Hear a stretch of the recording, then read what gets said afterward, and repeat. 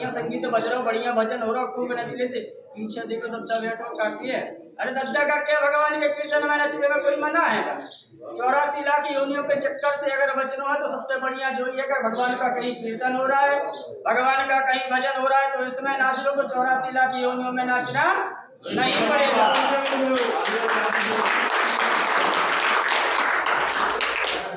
अब तो ग्वाल वालों की बात मानकर बाबा ग्वाल वालों के साथ में नचते हुए जा रहे हो। नंद महल में बढ़िया माता यशोदा और नंद बाबा के यहाँ 150 9 लाख गौमती, नाना प्रकार के भोजन बने, नाना प्रकार के द्रव्य भूषण जो जिस योग्य था उसको उस प्रकार का दान दिया गया। देखो दान की दान तो अपने साथ सूंघ जाता है, लेकिन भगवान ने दिया है तो देना चाहिए, नहीं दिया तो कोई बात ही नहीं है महाराज। जब है ही नहीं है तो हम क्या करें? सब कछु की दान मोड़ा की रिश्तेदारी हो रही है तो 11 एकड़ है महाराज, तुम तो कह दई हो 15 है। अरे काहे कह दई हो झूठी? भगवान की भजन तक वृंदावन बिहारी लाल की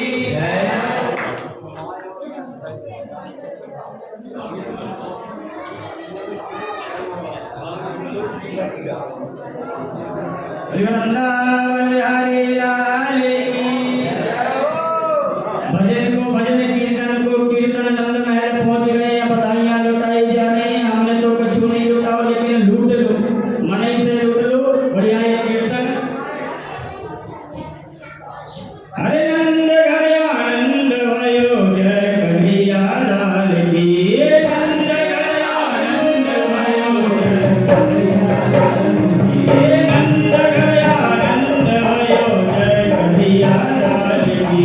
नंद घर आनंद भयो, जय कन्हैया लाल की। जय कन्हैया लाल की, मदन गोपाल की। जय कन्हैया लाल की, मदन गोपाल की। जय कन्हैया लाल की, मदन गोपाल की। जय कन्हैया लाल की, मदन गोपाल की।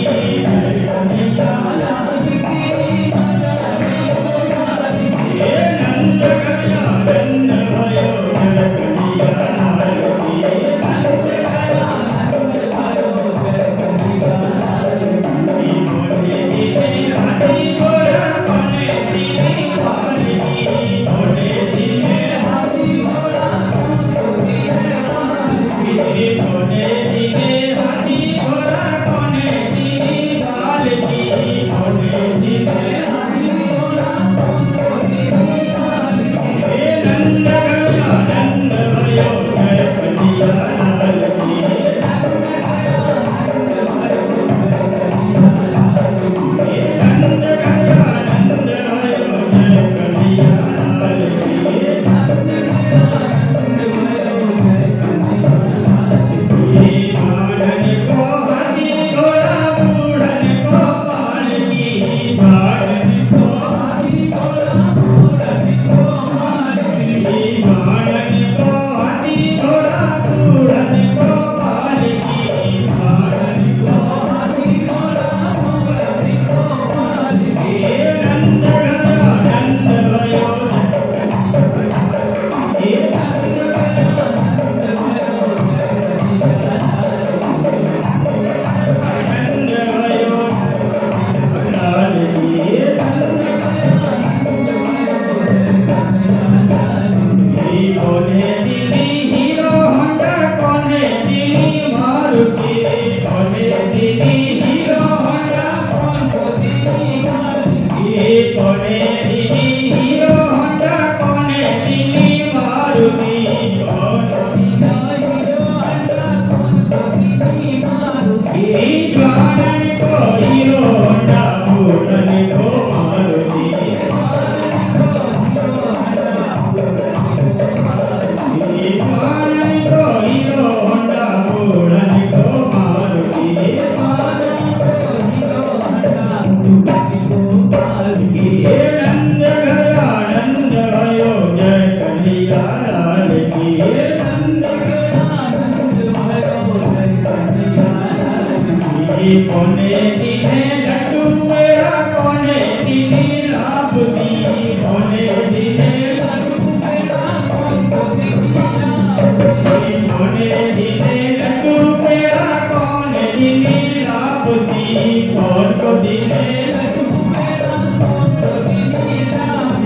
जिनके दांत बने थे, जिनके दांत बने थे बिने वो लड्डू पेड़ा बने, जिनके दांत नहीं है वो कैसे चबाएं।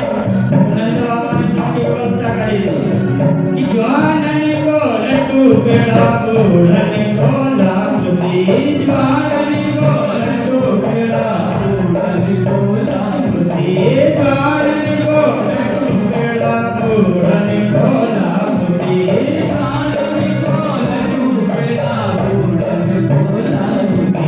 नंद गया नंद भयो जय कन्हैया लाल की, नंद गया नंद भयो जय कन्हैया लाल की, नंद गया नंद भयो जय कन्हैया लाल की, नंद गया नंद भयो जय कन्हैया।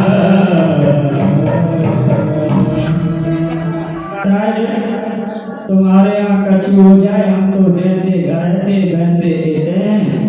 और माताओं को देख रहे बढ़िया कीर्तन चल रहा, पता चल रहा, मेरी मन करता चल रही माताओं।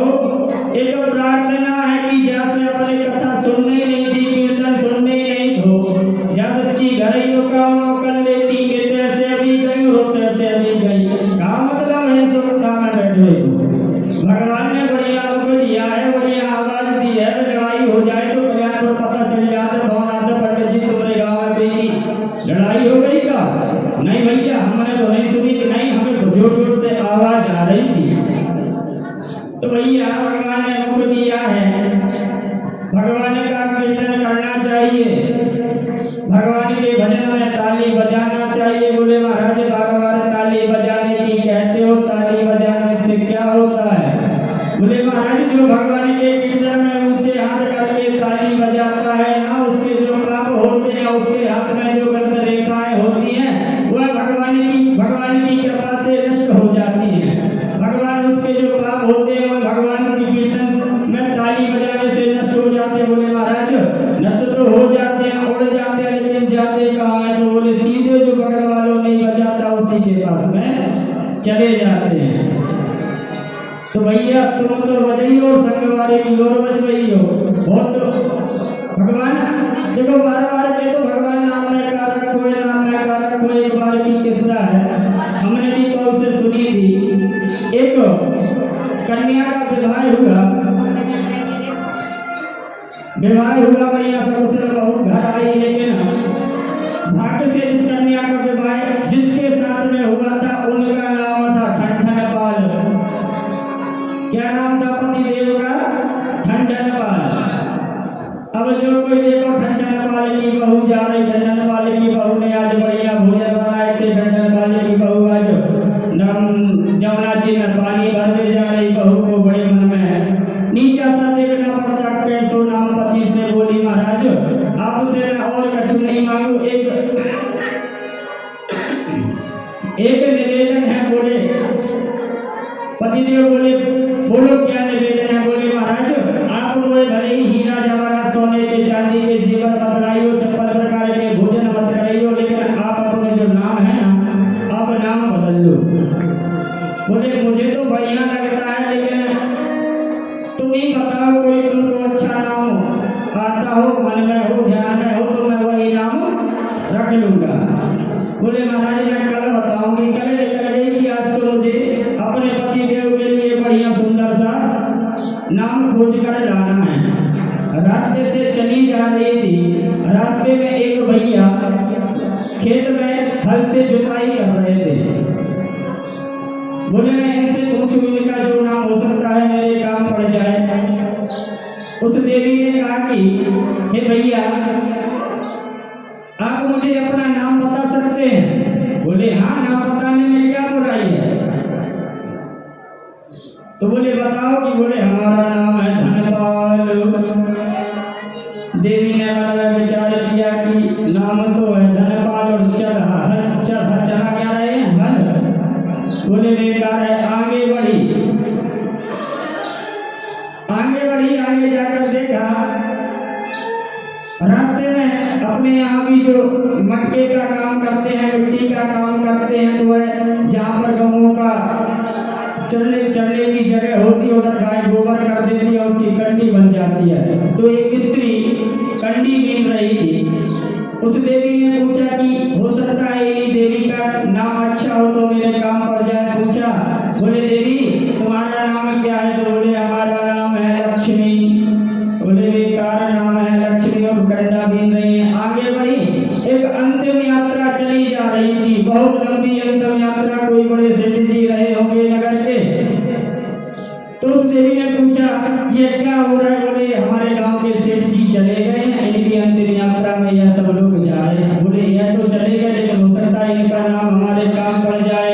एक साथ में जा रहे थे, भैया को रोका। बोले जो सेठ जी चले गए इनका नाम क्या था? बोले इनका नाम था अमर सिंह।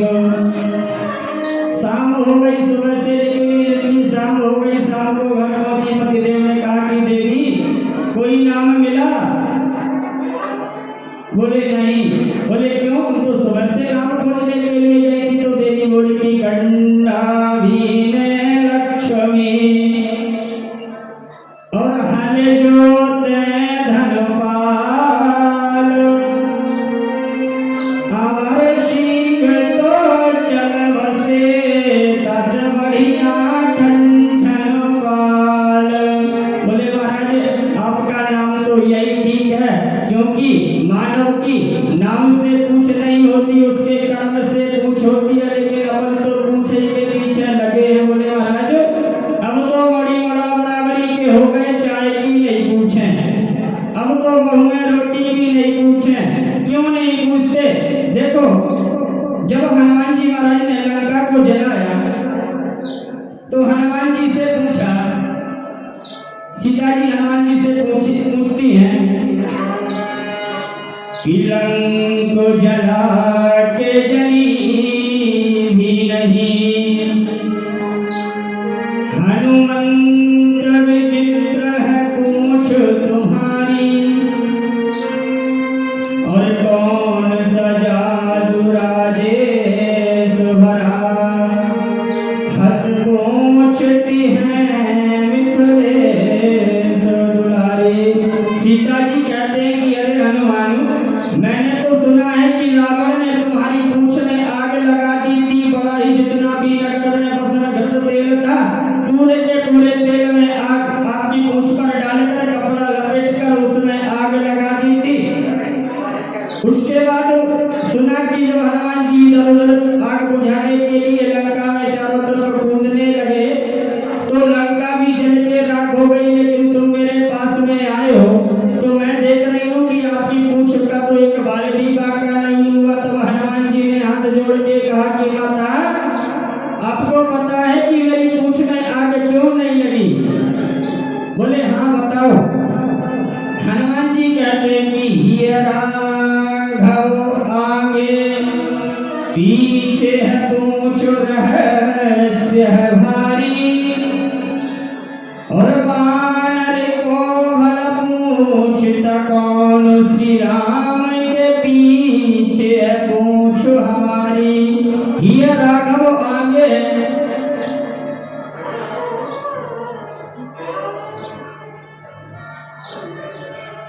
हनुमान जी कहते हैं कि माता यह मेरा प्रताप नहीं है कि मेरी पूंछ का एक बाल भी नहीं जला। किसका प्रताप है? बोले राम का प्रताप है। ये राघव आगे है पीछे है पूंछ रहस्य है भारी, बानर को भला पूछता कौन, श्री राम के पीछे है पूंछ हमारी।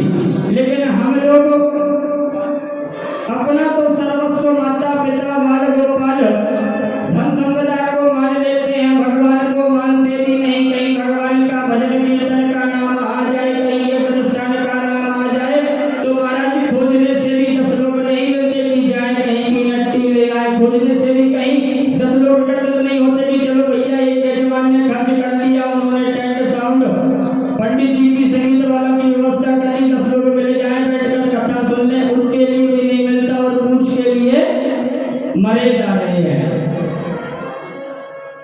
अगर हम भगवान में आस्था रखेंगे, भगवान का सब कुछ मानकर उसका उपयोग करेंगे तो हमारी भी पूंछ होगी।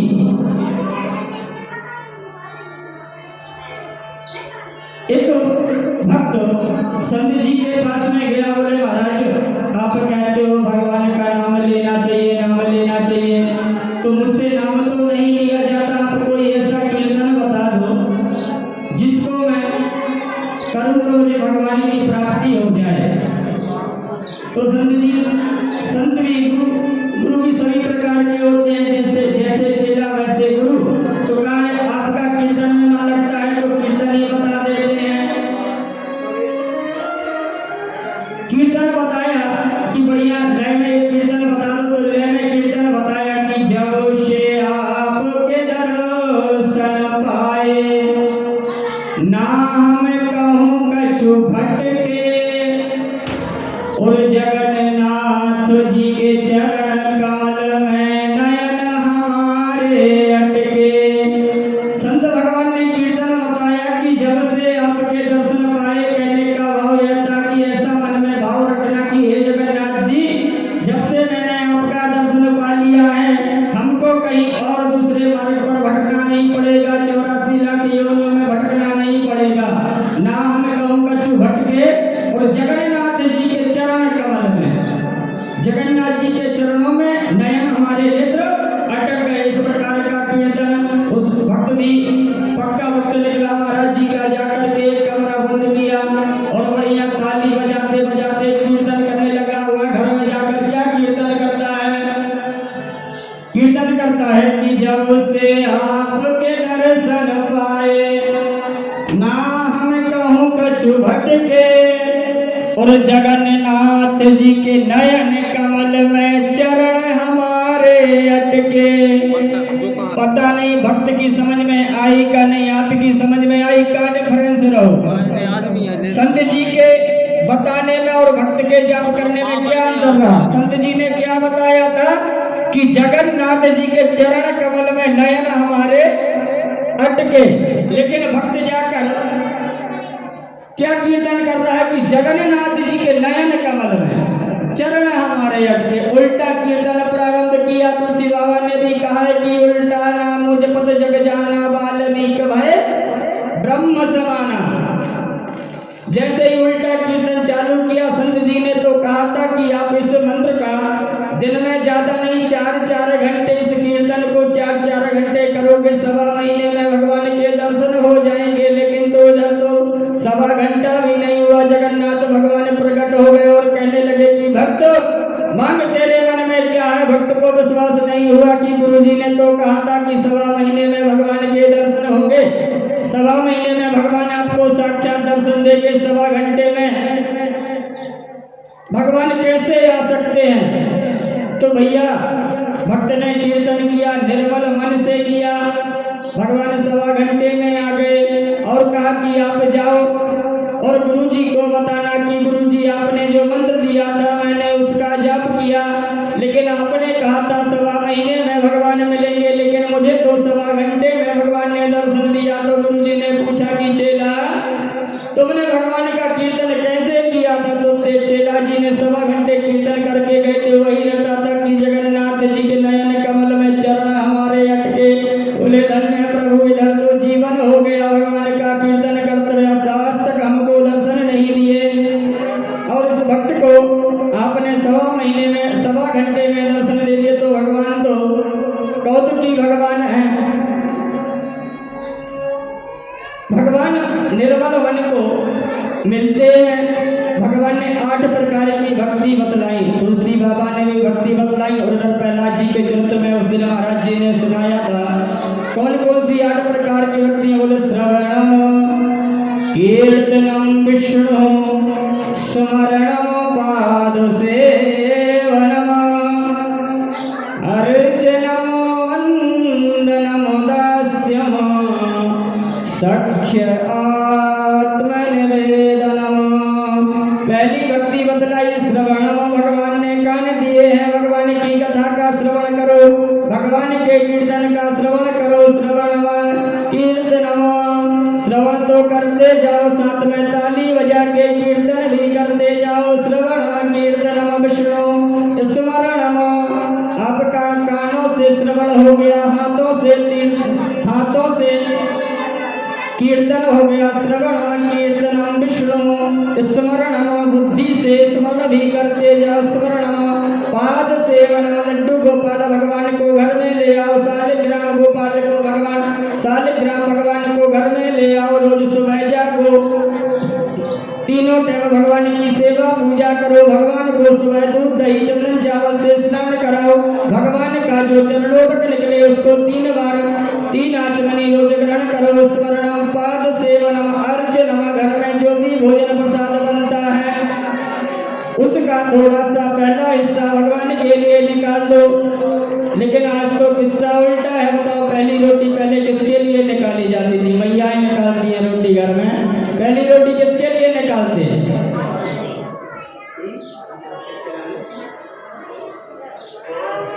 भैया कह रहे गौ माता के लाने और लास्ट वाली स्वान के लिए पहली रोटी तो पति देव को खेत जाना है ड्यूटी जाना है या फिर एनटीपीसी जाना है सकारू तो टिफिन में लगाकर पहली रोटी पति देव के डिब्बा में और आखिरी की रोटी सास माता तो घर का पूरा काम निपटा कर गोबर झाड़कर झाड़ू पोंछा कर सबसे बाद में भोजन करती है तो आखिरी की रोटी सास माता को पहली रोटी गाय के लिए निकालने के बाद में भगवान को तुलसी पत्र डालकर भोजन का भोग लगाओ कुछ भी हो भले एक रोटी रख दो छोटी सी रोटी बनाओ शक्कर रखो थोड़ा सा घी डाल दो भगवान को भोग लगा दो उसी प्रसाद को जाकर घर के भोजन में ला दो तो भगवान का प्रसाद हो जाएगा इसमें बताइए आपका अलग से कौन सा खर्चा है बोले महाराज आप तो सतराणी कथा के लाने बुलाए हमने कथा कर दो आप नए नियम कछु मत बताइए हमसे कछु नियम ना हो पाए भैया नगद वालों नियम हो तो बिल्कुल मत झेलो लेकिन कोई अच्छा सुंदर उपदेश दो कम लागत में जैसे पंडित जी हमें तो नहीं लगे कि इतनी सस्ती भागवत कथा यहाँ पे कहूँ और सुनने मिल जाए इसके बाद में भी सो इच्छा है पंडित जी का कोई संकल्प नहीं है कि भैया कोई लिखवाए तो 1100 रुपया और 25 किलो गेहूँ ही लिखवाए नहीं पंडित जी कोई 101 रुपये भी लिखवाए तो अपन को 2100 के बराबर है उसके बाद भी महाराज धक्का मार के धर्म हो रहा है और कोई चीज में धक्का नहीं सिर्फ धर्म में ही धक्का लगाना पड़ रहा है चर्चा हो रही थी 9 प्रकार की भक्ति श्रवणम कीर्तनम विष्णु स्मरणम पाद सेवनम अर्चनम वंदनम दास्यम अर्चन आप जो भी घर में प्रसाद बने उसका भोग लगाइए वंदनम हाथ जोड़ के वंदन कर लीजिए प्रभु है जो कुछ है तेरा है जो तूने दिया है यह सब तेरा है आज मेरे पास है कल किसी और के पास में रहेगा लेकिन आरती है तो कहते हैं कि तन मन धन सब कुछ तेरा लेकिन मन से बताओ महाराज चौकी उठा कर ले जा रहे महाराज बड़ा चोरी बाप दादा की एक ही तो निशानी है जाए कहाँ तुम कथा में ले जा रहे पता नहीं कितने मोटे ताजे पंडित जी बाबा बैठ जाए तो टूट जाए महाराज चौकी ना दे पाए आप और कछु की कह रही हो तो देवे को ना आ जाए तो आरती भूल जाते हैं 7वीं भक्ति वंदनम भगवान का हाथ जोड़ के वंदन कर लो आरती हो रही है कहते हैं कि भैया आ जाओ थोड़ी थोड़ी आप ही भगवान की आरती कर लो बोले महाराज ये सुनो का कहते हैं 101 रुपया चढ़ाना पड़ा आरती करिए तो कोई बाध्य नहीं करेगा कोई जरूरी नहीं है कि आप 101 चढ़ाएं या आप एक सिक्का चढ़ाएं फूल ले आए तुलसी पत्र ले आए लेकिन कथा में जरूर आए वंदनम इसके बाद भी 7वीं न कर पाओ तो सख्य आत्मनिवेदनम भगवान से मित्रता कर लो भगवान से मित्रवत व्यवहार कर लो जिस प्रकार सुदामा और कृष्ण की मित्रता की कल की कथा में व्यास जी महाराज बड़ा सुंदर सुदामा चरित्र आप सबको सुनाएंगे तो 8 प्रकार तुलसी बाबा ने भी कहा है कि प्रथम भगति संतन कर संगा दूसर रति मम कथा प्रसंगा तीसरी कौन सी है कि गुरु पद पंकज सेवा तीसरी भगति चौथी भगति मम गुण गण करही कपट तजिगान पंचम भजन सुवेद प्रकाश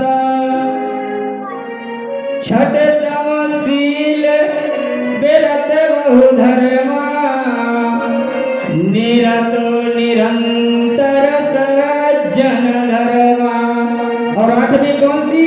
बोले आठों जथा लाभ संतोषा और सपने नहीं देखाई पर दोषा। 8 प्रकार की भक्ति बतलाई, लेकिन 8 प्रकार की भक्तियों में एक एक शब्द रखती कि बोले प्रथम भक्ति तो मिल जाएगी। बोले महाराज कैसे? बोले संतन कर संगा, संतों का संग करना पड़ेगा, गुरुजनों का संग करना पड़ेगा। प्रथम भक्ति संतन कर संगा, दूसर रति मम कथा प्रसंगा, मेरी कथाओं का रस स्वागत तो करो, लेकिन कैसे? बोले रति आने बुद्धि को लगाकर, मन को लगाकर। तीसरी भक्ति मम गुणगण, तीसरी भक्ति कर सकते हो तो वह भी करो। बोले तीसरी भक्ति में क्या करना है? तीसरी भक्ति मम गुणगण। बोले किस प्रकार गान करना पड़ेगा? बोले कर ही कपट तजी गान, कपट को छोड़ कर गान करना पड़ेगा। पंचम भजन सुवेद प्रकाशा, 5वीं भक्ति भी कर सकते हो। किस प्रकार? बोले 5वीं भक्ति में जिस प्रकार वेदों ने कहा है, शास्त्रों ने कहा है, पुराणों ने कहा है, अष्टयाम सेवा करनी पड़ेगी, प्रातः 4 बजे जागना पड़ेगा, संध्या स्नान पूजन करने के बाद नित्य भगवान के 108 माला को 21 बार फेरना पड़ेगा, सुबह 7 बजे संध्या आरती करनी पड़ेगी, दोपहर में 12 बजे शयन आरती करनी पड़ेगी, शाम को फिर संध्या आरती करनी पड़ेगी, अष्टयाम सेवा करनी पड़ेगी। वेदों ने जिस प्रकार कहा है पंचम षटतम शील विरक्ति बहुधर्मा, या तो बिल्कुल 6वीं भक्ति के लिए आपको शील भाव होना चाहिए, विरक्ति बहुधर्मा, जिस प्रकार संत लोगों का धर्म होता है, संतों के धर्म पर चलना पड़ेगा। सातम सम मोहि मय जग देखा, नहीं देख सकते महाराज, संभव ही नहीं है।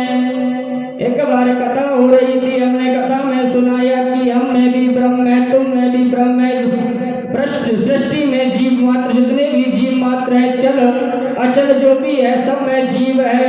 एक चेला पक्का चेला निकला, मान गया और जा करके सीधा दूसरे दिन गांव में हाथी घुमाने वाले संत महात्मा आए। कृपा की ही बात है, अब महात्माओं के बस से हाथी बाहर हो गया, महात्माओं के बस में हाथी नहीं रहा। इससे किसी ने कहा कि भैया दूर हो जाओ, महावत ऊपर से चिल्ला रहा, भैया दूर हो जाओ, दूर हो जाओ। लेकिन ये तो पक्के चेला निकले, बोले कल तो गुरुजी ने कथा में कही थी कि हम में भी ब्रह्म है, इनने हाथी में भी ब्रह्म है और प्राणी मात्र में ब्रह्म है। जब हम भी ब्रह्म और यह भी ब्रह्म, तो ब्रह्म को ब्रह्म से क्या खतरा।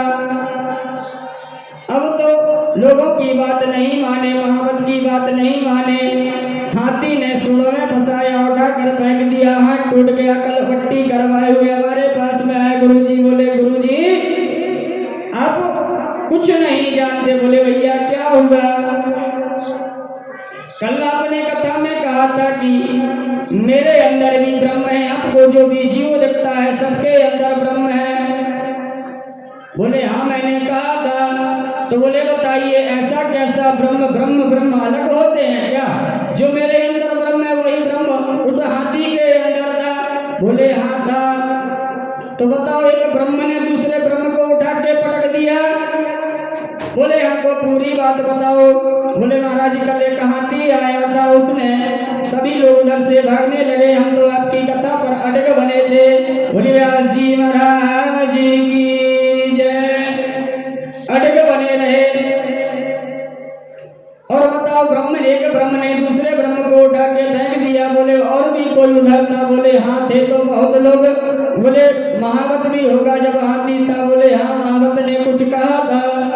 बोले हाँ कह रहे थे कि दूर हो जाओ, दूर हो जाओ, अब हाथी हमारे बस में नहीं रहा। तो बोले कहा गुरुजी ने कहा कि बस यही तो बात है, जब एक ब्रह्म ने उस महावत रूपी ब्रह्म की बात नहीं मानी तो तीसरे ब्रह्म हाथी को गुस्सा आया तो ब्रह्म ने ब्रह्म को उठाकर पटक दिया। कहने में सहज लगता है कि सातम सम मोहि मय जग देखा। सभी में ब्रह्म को देखना कहना सरल है लेकिन मानना कठिन है, नहीं हो सकती। तो बोले आठवीं कर रही हो, आठवीं कौन सी है? आठ हो जथा लाभ संतोष, आठवीं भक्ति कर लेना, जो कुछ मिले उसमें संतोष हो जाए। बोले महाराज नहीं हो सकता, क्योंकि देखो एक कहावत है पुरानी, हमने तो पहले गांव में सुनी थी, पहले सियानों से सुनी थी कि मौज करे तो है ही का और गुजर करे तो चाहिए का। एक संत बाबा कहते थे कि जमीन पर लेट जाते हैं, सिराने हाथ रखते हैं, और हम तो अपना बिस्तर तकिया हमेशा साथ रखते हैं। भैया मौज करनी है तो चाहे तो किसी की पूरी हो नहीं सकती। एक संत बड़ी सुंदर बात कहते थे कि चाहे नैनों से हृदय में आती रही, चाहे हृदय से दिल में समाती रही, चाहे दिल से जुआ पे है आती रही, चाहे जुआ से है कोठी बनाती रही, चाहे कोठी में मोटर बुलाती रही, चाहे मोटर से होटल में जाती रही, चाहे होटल में बोतल खुलाती रही, चाहे क्या क्या न करती कराती रही। देखो चाय का किस्सा है, नैनों ने देखा कि बड़ा सुंदर सुंदर मकान बना हुआ है। मन में इच्छा हुई कि कहीं महाराज हमारा ऐसा मकान बन जाता। बोले हाँ बन गया, भगवान की कृपा हुई, मकान बन गया। मकान तो बन गया। बोले महाराज मकान तो अच्छा है लेकिन बाजार थोड़ा सा दूर पड़ता है, कहीं एक 4 चक्का की और आज के 2 चक्का के का काम आना चले। बोले महाराज कितनी गर्मी पड़ रही है, गर्मी के टाइम पे या गाँव में कौन जो है वो तो बरसात होती है। बोले बारिश के टाइम पे तो 4 चक्का की होती तो 4 चक्का की गाड़ी भी आ गई, चाहे मोटर से होटल में जाती रही। अब महाराज को पैसा है, पक्को मकान है, तो होटल में भोजन को मजा ही कछु और है। साजनों की जूठन भोजन होटल में खाने को मिलती है। होटल में जब चाय को खेले नेत्रों से, नेत्रों ने देखा बढ़िया सुंदर मकान है, तुम्हारा मकान बन गया। नेत्रों ने देखा सुंदर गाड़ी है, सुंदर गाड़ी आ गई। फिर होटल में भोजन करने के लिए होटल में जाकर बोतल भी खोलने लगी। तो एक संत ने कहा कि चाहे क्या क्या न करती कराती रही, और क्या हुआ? बोले चाहे जी से लगी जी जरा हो गया, और अगर यही चाहे हरि से लगी जी हरा हो गया, चाहे इनकी हमें हरदम चाहिए। और भैया परमात्मा चाहे तो फिर क्या चाहिए? तो भैया यही प्रयत्न करना चाहिए। मनुष्य जीवन बार बार नहीं मिलता है, बड़े भाग्यवान सुतन पावा, सुर दुर्लभ सब ग्रंथ निगावा। आइए व्यास जी महाराज का मंच पर आगमन हो चुका है। व्यास जी महाराज के मुख से मीठी मीठी कथा हम सब श्रवण करेंगे। आइए 2 मिनट भगवान नाम संकीर्तन, उसके बाद देखो भैया जो मानव शरीर है ना, यह एक किराए से मिला हुआ पर मकान ही समझ लिया जाएगा। किराए को मकान है, और जहाँ में मकान तो है लेकिन किराए को है तो महाराज व्यवस्था भी पूरी चाहिए,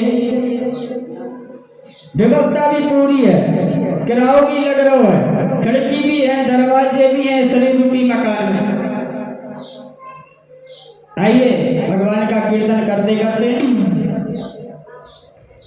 कि काया कोटे या निराली जब